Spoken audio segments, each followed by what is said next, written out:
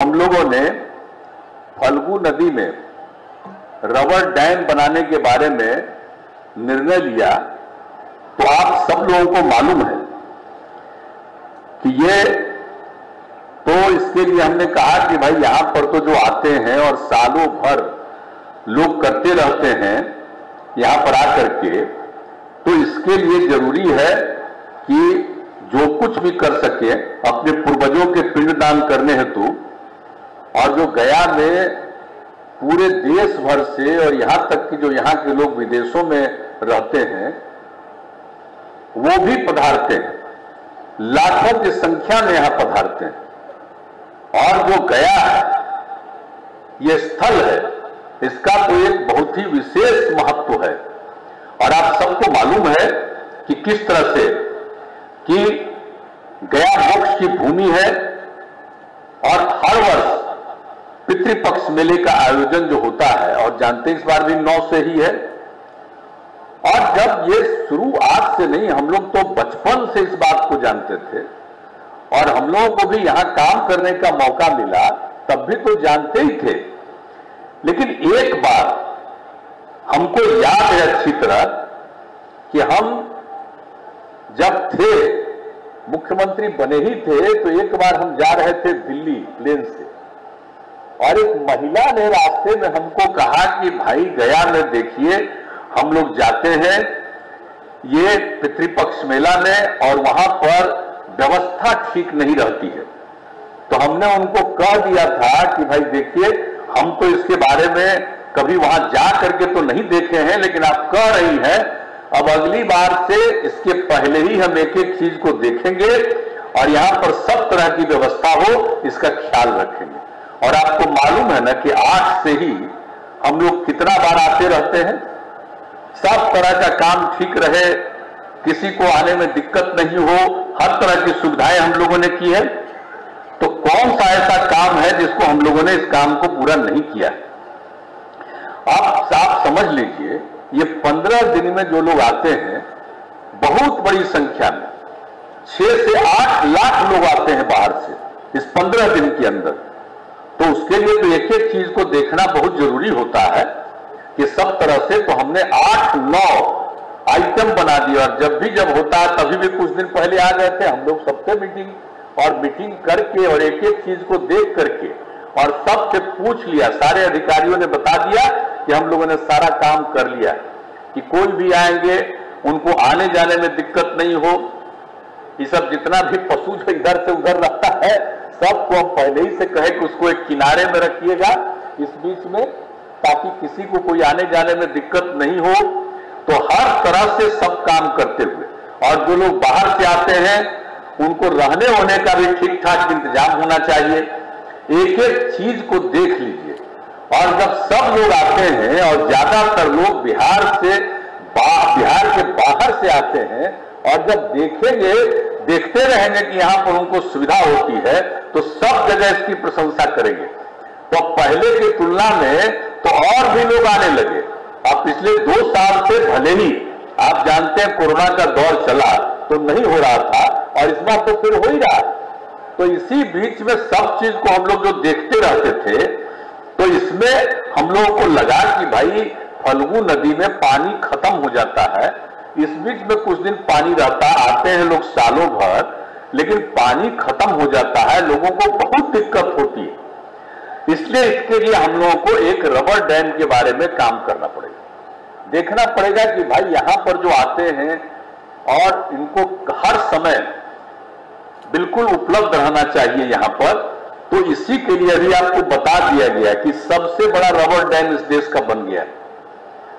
अब कितनी सुविधा होगी, कभी भी पानी खत्म नहीं होगा। ये जो देख रहे हैं ये कोई इसी मौसम की बात नहीं है, हर समय 12 महीना आपको रहेगा, 2 फीट 3 फीट तक यहां पर पानी रहेगा। कभी भी कोई कहीं से भी आएंगे उनको किसी तरह की कोई असुविधा नहीं होगी, लोग प्रसन्न रहेंगे। और बिहार के भी तो जानते ही हैं, और अनेक जगहों के लोग यहां पर तो आते ही हैं। तो इस तरह से जो यहां पर का पूरा सब चीज है, तो ये जो हो रहा है, तो आपको आज कल से पितृपक्ष मेले का भी शुरुआत हो जाएगा, तो सब लोग आएंगे, किसी तरह से दिक्कत नहीं हो। और इसके लिए हम लोगों ने जो काम शुरू किया, आप समझ लीजिए कि अब इसके लिए फल्गु नदी में तो कितना मीटर हम लोगों ने करवा दिया है, जो भी हमने बता दिया कि सबसे कम अगर होगा तो 2 मीटर का होगा, कभी भी उससे कम कभी नहीं होगा। ये सब चीज हम लोग करेंगे। और आपको मैं बता देना चाहता हूं कि एक ही खाली हम लोग रबर डैम नहीं बना रहे हैं, ये देख रहे हैं कि ब्रिज भी बनवाए हैं, और फिर उसके बाद बगल में नाला का निर्माण करवाए हैं कि कोई बाहर से पानी आ जाएगा और फिर चला जाता है नदी में, वो ठीक नहीं होता। इसलिए बाहर से जो भी पानी आएगा उसका अलग रहेगा, कभी भी इस नदी में वो पानी नहीं जा पाएगा, वो दूसरी तरफ जाएगा और उसको शुद्ध करके फिर उसका इस्तेमाल करेंगे। वो भी सब काम हम लोगों ने किया। तो एक एक काम करते हुए जिस तरह से इस सब चीज को काम किया गया, तो आप समझ लीजिए कि इसमें पूरे तौर पर लगभग 324 करोड़ रुपए की लागत आई है। और इसमें हम लोगों ने इसके निर्माण में जो Indian institute of technology Roorkee का है, उसके तकनीकी सेवाओं का लिया। जब हम लोगों को मन में आया, तो हम तो आज से नहीं, जब हम इंजीनियरिंग की पढ़ाई पढ़े हैं और तभी से ना हम जानते हैं भाई, हम तो पहले भी जाते रहे, जब एमपी थे तब वहां जाते थे, केंद्र में मंत्री थे तब वहां जाते थे, और हमको मालूम है कि बहुत अच्छा है इंस्टीट्यूशन। हमने इन लोगों को कहा कि वहीं से लोगों को, अब तो वो भी हो गए आईआईटी, लेकिन वही रुड़की वाले को भी बुलाइए और इंजीनियर्स लोग देख लेंगे, और उसके बाद इसके बारे में क्या किस तरह से बनवाया जाए, इन सब चीजों के बारे में वो सलाह देंगे। तो ये सब काम करवा दिया गया। अब तो आप देख न रहे हैं, अब तो इसको बिल्कुल इसी का नाम दिया गया, रबर डैम का नाम। ये तो सबसे पौराणिक जगह है ना जी। आई तो इतना जगह पौराणिक जगह है कि इसको तो जो ये पूरा का इलाका है, जब भी हम आए हैं तो इसको तो गया जी ही ना बोलते हैं। बाकी सब जगह का नाम गया है, लेकिन असली जगह जो पौराणिक है वो यही गया जी है। तो इसी स्थल का नाम चूंकि गया जी है, इसलिए हमने कहा कि ये जो रबर डैम बन रहा है, तो इसका नाम हम लोग गया जी डैम कहेंगे। तो इसका नामकरण हो गया गया जी डैम। तो इसीलिए आप सबको पता ही है कि, और इसके बाद आप जानते ही हैं कि सबको जाना रहता है, तो पैदल ही जाने के लिए हम लोगों ने पिंडदान के दौरान जो लोग सीता कुंड भी पधारते हैं, तो उसके लिए भी हम लोगों ने ये सुविधा की कि इसके लिए फुट ओवर ब्रिज ये बनवाया। और उसके बाद हम सब देख करके आए थे कि वहां से जाने का रास्ता भी बनाइएगा, सीता कुंड तक जाने का। तो हम पिछली बार अभी कुछ दिन पहले आए या सब जाकर के देखा, तो हमने कहा बात को कि भाई मेरी पुरानी बात भूल गए, वहां जाने के लिए तो हमने कहा था कि रास्ता बना दीजिए। अभी 15 ही दिन के बाद सब लोग आने वाले हैं, तो जल्दी से जल्दी काम कीजिए। अब मुझको खुशी है, वो भी काम कर दिए। अब जो लोग भी यहां से जाएंगे और उधर से पैदल जाकर के पहुंच जाएंगे सीताकुंड, तो सब लोग जो यहां आते हैं वहां भी जाते हैं। तो इसलिए आप सब लोगों को मालूम है कि पूरे तरह पर सब तरह की सुविधा कर दी गई है। अब आप तो जान ही रहे हैं कि सब तरह से हम लोगों ने पूरे तौर पर कर लिया है।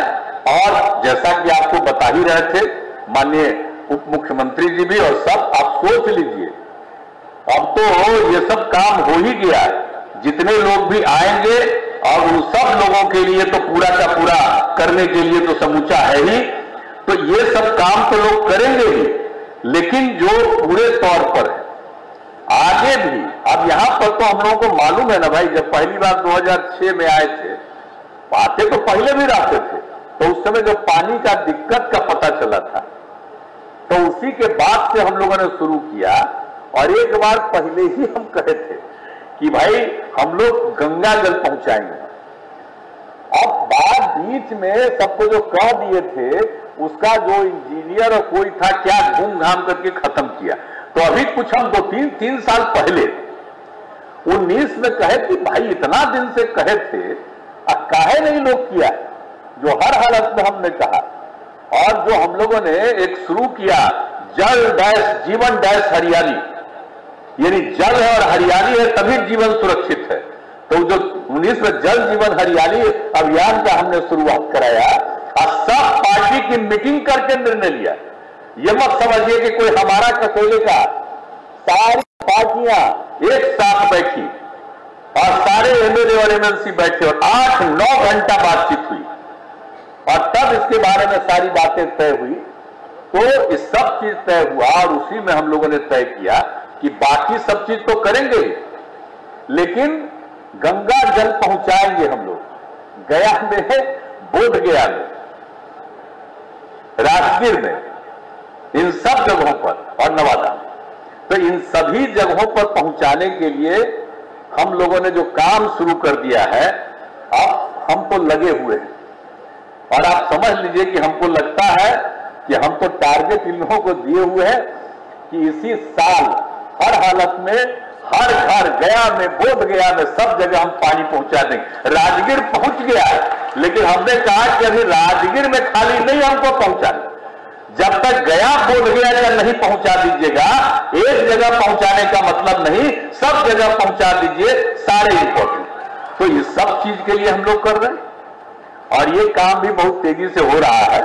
और इन लोगों ने तो आश्वस्त किया है कि अक्टूबर तक तो हो ना जाएगा भाई, अक्टूबर के अंत तक जरूर हो जाएगा। और हम लोग गंगा जल ले करके 4 महीना ही अलग अलग जगहों पर ला करके रख करके उसको सुरक्षित रखेंगे 12 महीना और सबके घर में हम लोग गंगा जल पहुंचाएंगे। अब आप सोचिए किस तरह से गंगा जल का को आप मानते हैं कि इतना पवित्र है और सब कुछ करते हैं। यहां पर भी कोई पूजा करते हैं तो गंगा जल लेके आते हैं। अब तो सबके घर में ही गंगा जल रहेगा, इसलिए कहीं जाइएगा वही पानी पीजिएगा, उसी से अपना खाना बनवाइएगा, उसी से नहाइएगा और कहीं भी जाइएगा तो आपके घर में ही गंगा जल पहुंचा रहेगा। तो आप समझ लीजिए।